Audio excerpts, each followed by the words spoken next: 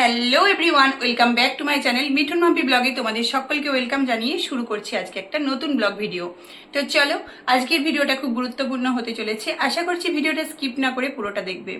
তো আজকের ভিডিওটা অবশ্যই রিকোয়েস্টেড ভিডিও ছিল। তো আজকের ভিডিওর টাইটেল আর থাম্বনেল দেখে তোমরা আশা করছি বুঝে গেছো এতক্ষণে ভিডিওটা কি হতে চলেছে। তাই বেশি বকবক না করে একদম ভিডিওতে চলে যাব।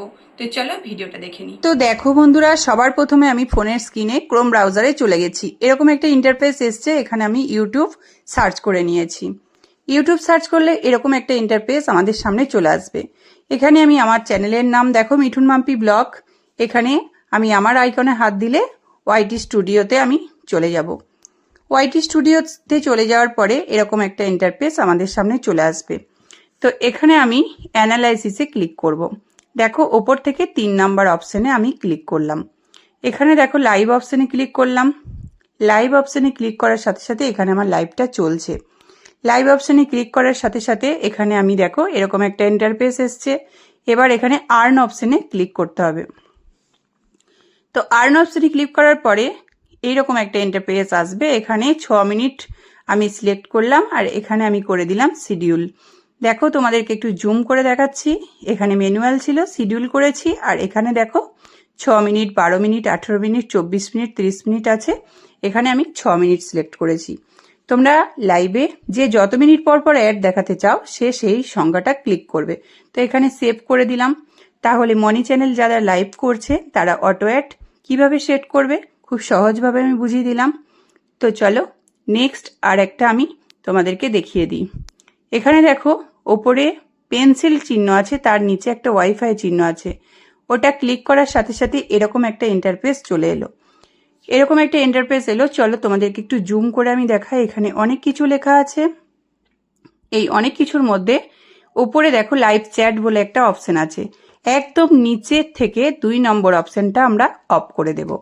লেখা আছে লাইভ চ্যাট ট্রান্সলেশন।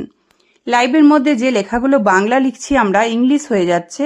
তো এই অপশনটাকে অফ করে দিলে সেই অসুবিধাটা আর হবে না। তো এখানে সেভ অপশন আছে, সেভ করে দিলাম।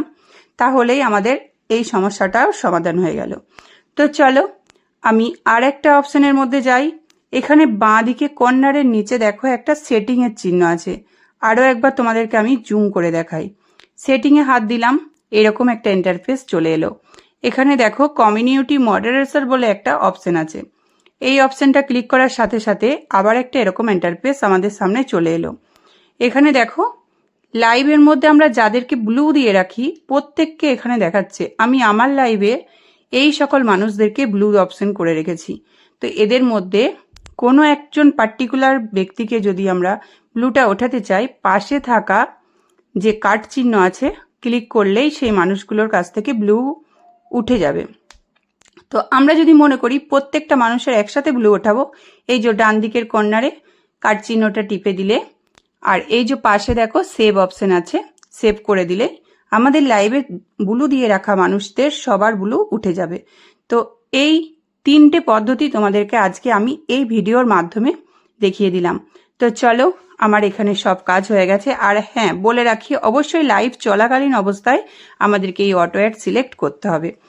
তো এটা তোমরা আশা করছি সবাই ভালোভাবে বুঝতে পারলে। তো এই ছিল আমার আজকের ভিডিও। আমার আজকের ভিডিও তোমাদের কেমন লেগেছে অবশ্যই কমেন্ট বক্সে জানাবে। আর ভিডিওটা ভালো লাগলে একটা লাইক করবে। আর চ্যানেলে নতুন বন্ধু হলে চ্যানেলটা সাবস্ক্রাইব করে দেওয়ার রিকোয়েস্ট রইল। আর অবশ্যই জানাবে ভিডিওটা দেখে তোমরা কতটা উপকৃত হলে। তো চলো আজকের মতো সবাইকে বিদায় দিচ্ছি। সবাই ভালো থাকবে, সুস্থ থাকবে, সবাইকে ভালো রাখবে আর সবাই সবার পাশে থাকবে। তো আজকের মতো এখানেই টাটা।